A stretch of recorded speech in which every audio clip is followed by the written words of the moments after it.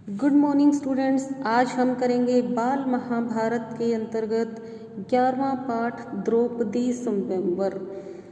जिस समय पांडव एक चक्रा नगरी में ब्राह्मणों के वेश में जीवन बिता रहे थे, उन्हीं दिनों पांचाल नरेश की कन्या द्रौपदी के स्वयंवर की तैयारियां होने लगीं। एक चक्रा नगरी के ब्राह्मणों के झुंड पांचाल देश के लिए रवाना हुए। पांडव भी उनके साथ हो लिए। पांचों भाई माता कुंती के साथ किसी कुम्हार की झोपड़ी में आ टिके। पांचाल देश में भी पांडव ब्राह्मण वेश ही धारण किए रहे। इस कारण कोई उनको पहचान न सका।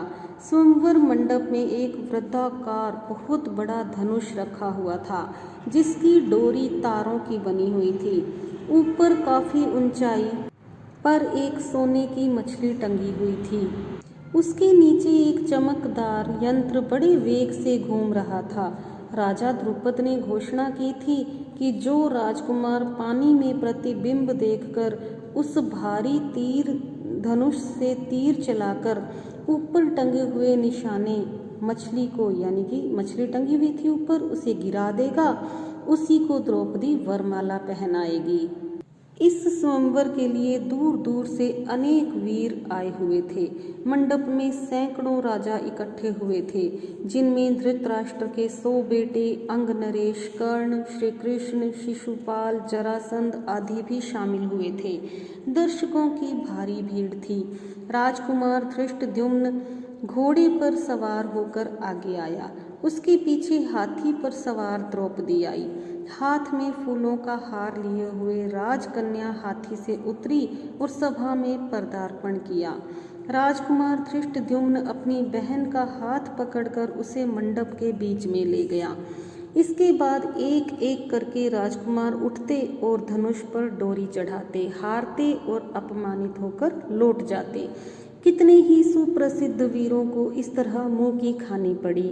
शिशुपाल, जरासंध, शल्य व दुर्योधन जैसे पराक्रमी राजकुमार तक असफल हो गए। जब कर्ण की बारी आई तो सभा में एक लहर सी दौड़ गई। सबने सोचा अंग नरेश जरूर सफल हो जाएंगे। कर्ण ने धनुष उठाकर खड़ा कर दिया और तान कर प्रत्यंचा भी चढ़ानी शुरू कर दी। डोरी के चढ़ाने में अभी बाल भर की कसर रह गई थी, अर्थात बहुत कम कसर रह गई थी कि इतने में धनुष का डंडा उसके हाथ से छूट गया तथा उछलकर उसके मुंह पर लगा। अपनी चोट सहलाता हुआ कर्ण अपनी जगह पर जा बैठा। इतने में उपस्थित ब्राह्मणों के बीच से एक तरुण उठ खड़ा हुआ। ब्राह्मणों की मंडली में ब्राह्मण वेशधारी अर्जुन को यूं खड़ा होते देखकर सभा में बड़ी हलचल मच गई। लोगों में तरह तरह की चर्चा होने लगी। तब अर्जुन ने धनुष हाथ में लिया और उस पर डोरी चढ़ा दी। उसने धनुष पर तीर चढ़ाया और आश्चर्यचकित लोगों को मुस्कुराते हुए देखा। लोग उसे देख रहे थे। उसने और देरी न करके तुरंत एक के बाद एक 5 बाण उस घूमते हुए चक्र में मारे और हजारों लोगों के देखते देखते निशाना टूटकर नीचे गिर पड़ा। सभा में कोलाहल मच गया, बाजे बज उठे। उस समय राजकुमारी द्रौपदी की शोभा कुछ अनूठी हो गई। वह आगे बढ़ी और सकुचाते हुए लेकिन प्रसन्नता पूर्वक ब्राह्मण वेश में खड़े अर्जुन को वरमाला पहना दी। माता को यह समाचार सुनाने के लिए युधिष्ठिर, नकुल और सहदेव तीनों भाई मंडप से उठकर चले गए, परंतु भीम नहीं गया। उसे भय था कि निराश राजकुमार कहीं अर्जुन को कुछ कर न बैठे। भीम का अनुमान ठीक ही निकला। राजकुमारों में बड़ी हलचल मच गई। उन्होंने शोर मचाया।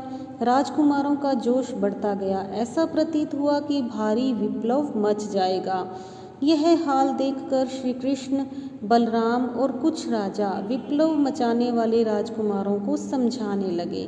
वे समझाते रहे और इस बीच भीम और अर्जुन द्रौपदी को लेकर कुम्हार की कुटिया की ओर चल दिए। जब भीम और द्रौपदी के साथ लेकर सभा से जाने लगे तो द्रुपद का पुत्र धृष्टद्युम्न चुपके से उनके पीछे हो लिया। कुम्हार की कुटिया में उसने जो देखा उससे उसके आश्चर्य की सीमा न रही। वह तुरंत लौट आया और अपने पिता से बोला, पिताजी, मुझे तो ऐसा लगता है कि ये लोग कहीं पांडव न हों। बहन द्रौपदी उस युवक की मृगशाला पकड़े जब जाने लगी तो मैं भी उनके पीछे हो लिया। वे एक कुम्हार की झोपड़ी में जा पहुँचे। वहाँ अग्निशिखा की भांति एक तेजस्वी देवी बैठी हुई थी। वहाँ जो बातें हुई उनसे मुझे विश्वास हो गया कि वह कुंती देवी ही होनी चाहिए। तब राजा द्रुपद के बुलावा भेजने पर पांचों भाई माता कुंती और द्रौपदी को साथ लेकर राजभवन पहुँचे। युधिष्ठिर ने राजा को अपना सही परिचय दिया। यह जानकर कि ये पांडव हैं, राजा द्रुपद फूले न समाये। उनकी इच्छा पूरी हुई। महाबली अर्जुन मेरी बेटी के पति हो गए हैं तो फिर द्रोणाचार्य की शत्रुता की मुझे चिंता नहीं रही। यह विचार कर उन्होंने संतोष की सांस ली। माँ की आज्ञा और सबकी सम्मति से द्रौपदी के साथ पांचों पांडवों का विवाह हो गया। तो ये थी अपनी द्रौपदी का स्वयंवर कथा।